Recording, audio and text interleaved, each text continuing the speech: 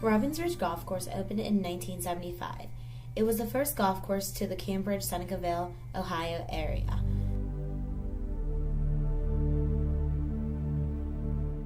The golf course was developed and built by Kermit Daniel Hall Sr., also known as K.D. Hall. To me, he is known as Granddad.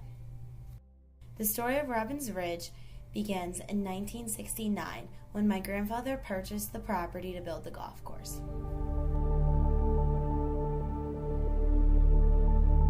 Well, it goes back.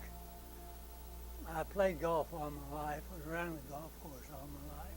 And in this area there was no golf course.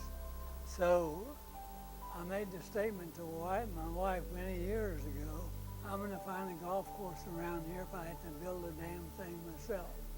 And that was it. Then this property became available, and I bought it. And it had enough acreage for a golf course, so I built it. It's that simple.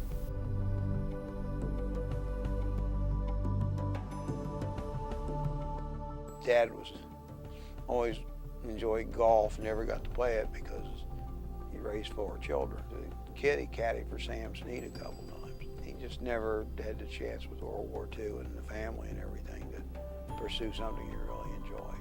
My grandfather never had time in his younger years to play his favorite sport of golf with 4 kids, so he not only played it when his kids grew up and moved out, he also built himself his own golf course. However, with today's finances and today's economy, this task is unthinkable unless you won the lottery or you have a significant amount of money put aside.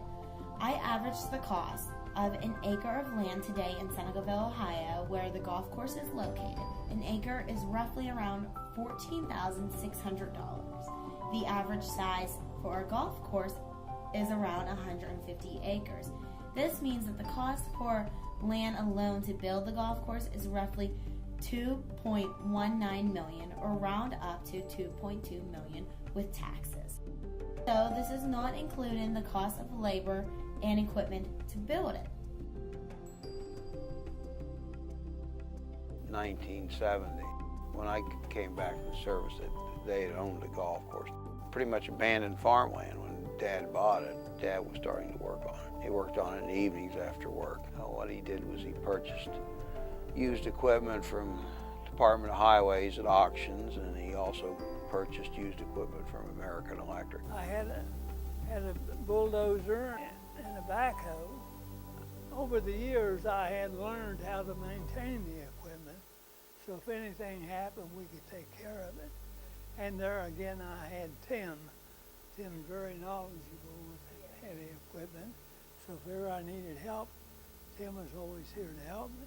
The advantage of having Tim around is Tim was then and still is a skilled equipment operator.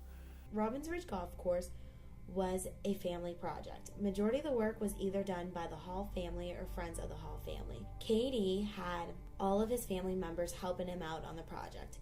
His oldest son, Kermit Daniel Hall Jr., also known as Danny to K.D., Tim, his second son, who is known well for his knowledge of the equipment, and his 2 daughters, Bobby and Mary Kay.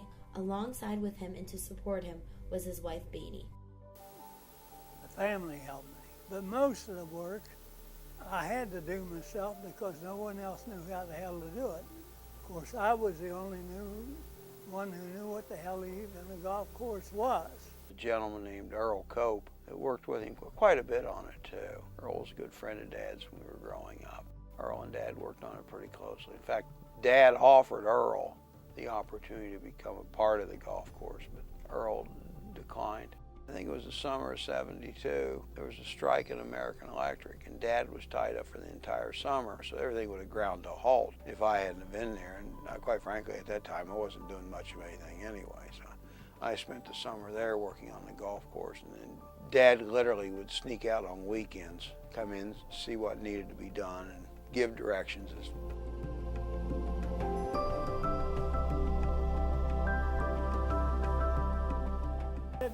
We did everything ourselves. Most of the innovations had to come from me. The greens, for instance, the greens especially. There's a lot of material that goes into a green that you don't see when you putt on it. I grew up around the golf course, and I watched the building of the green. And I knew what ingredients had to go in it and how to do it. I knew that you had to have quick drainage. A lot of tiles went into it, a lot of sand, a lot of gravel in various layers.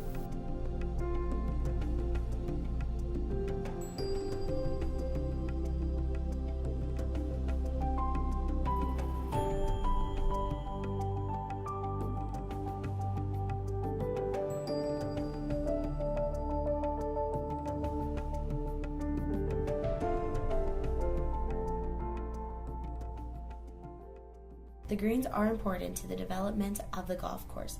However, what was the first step to this project? Property had laid bare for 40 years. To make a golf course, we had to clear out everything and start all over.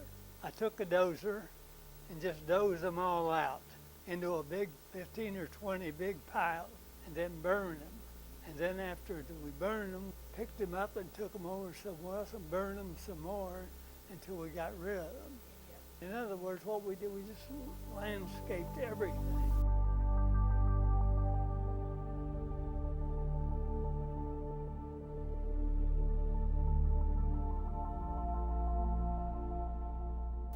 It started out as a 9-hole golf course, and it ended up as a 20-hole golf course.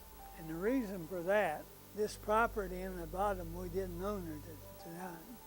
And it later on, after we bought the property and laid out the golf course, there were too many 3-par holes. There were 5 3-par holes on a golf course, and you only need 3.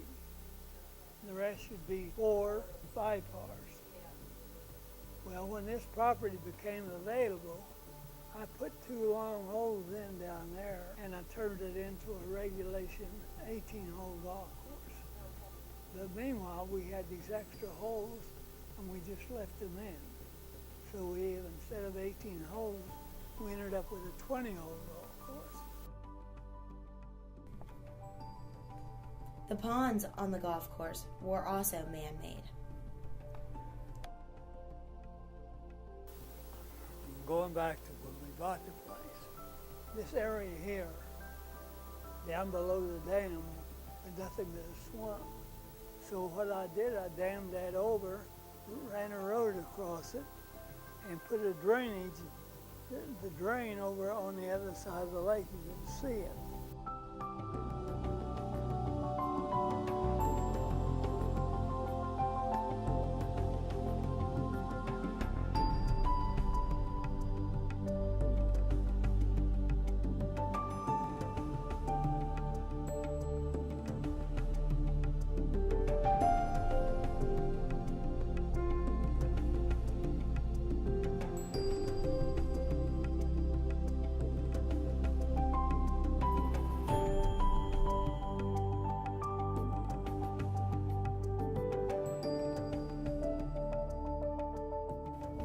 Golf course was built and founded by my granddad, Kermit Daniel Hall, Sr. With the help of his family and friends, he was able to build the golf course in 6 years. In 1969, Robbins Ridge Golf Course was just an abandoned farmland, and then in 1975, it was opened to the public.